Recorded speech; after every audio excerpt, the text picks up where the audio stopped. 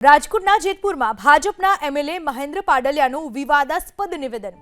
કોંગ્રેસ પાસે ઉમેદવાર નહોતા, અમે ઉમેદવાર આપ્યા એવી વાત કરી મહેન્દ્ર પાડલિયાએ। તમારું ખરાબ ના દેખાય ને એટલે અમે ઉમેદવાર આપ્યા।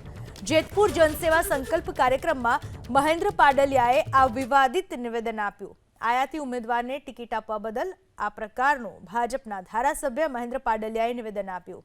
રાજકોટના જેતપુરમાં આ નિવેદન આપ્યું અને તેમણે કહ્યું કે કોંગ્રેસ પાસે એક ઉમેદવાર નહોતા અને એટલા માટેનું ખરાબ ના લાગે ને એટલા માટે અમે ઉમેદવાર આપ્યા। આ પ્રકારના મહેન્દ્ર પાડલિયાના નિવેદનથી વિવાદ ઊભો થયો છે। તાલુકા પંચાયત, ઘણી જિલ્લા પંચાયતની બેઠકો એવી છે, કેટલીક કોર્પોરેશનની બેઠક એવું છે, નગરપાલિકાની બેઠકો પણ એવી છે કે જ્યાં કોંગ્રેસના ફોર્મ ભરવા માટે કોઈ ઉમેદવાર જ નહોતા। તો એ આપણે આનંદ થશે કે ઉમેદવારો આપણે આપ્યા કે ભાઈ તમારું ખરાબ ના ગયે તો આ ઉમેદવાર છે આનું ભરાવી દો। તો મહેન્દ્ર પાડલિયાએ એક નિવેદન આપ્યું રાજકોટના જેતપુરમાં। ભાજપના ધારાસભ્ય છે મહેન્દ્ર પાડલિયા।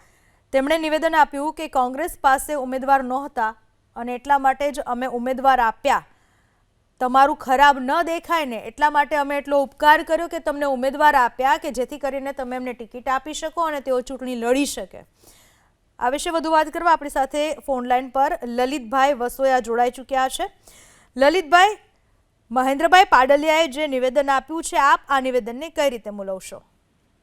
મહેન્દ્રભાઈ પાડલિયાની મારે બીજી ટીકા એટલા માટે નથી કરવી કે મહેન્દ્રભાઈ પાડલિયા માનસિક રીતે અસ્વસ્થ છે। આ ધોરાજી ઉપલેટાની જનતા જાણે છે।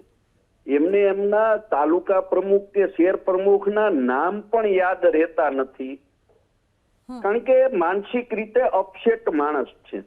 અને ત્યાં એમને જે નિવેદન કર્યું કે કોંગ્રેસ પાર્ટીને એની આબરૂ ન જાય એટલા માટે અમે ઉમેદવાર આપ્યા, તો મારે મહેન્દ્રભાઈને યાદ કરાવવું છે અને ભારતીય જનતા પાર્ટીને યાદ કરાવવું છે કે ગત નગરપાલિકાની ચૂંટણીમાં ધોરાજીમાં મેં અગાઉ પણ ચેલેન્જ મારી હતી કે ભારતીય જનતા પાર્ટી પૂરતા ઉમેદવાર નહીં રાખી શકે અને ભારતીય જનતા પાર્ટીએ પૂરતા ઉમેદવારો રાખ્યા પણ નહોતા, એનાથી ઉમેદવારો મળ્યા પણ નહોતા। ત્યારે કોંગ્રેસને ઉમેદવાર આપવા અને કોંગ્રેસની બળાઈની વાત છે।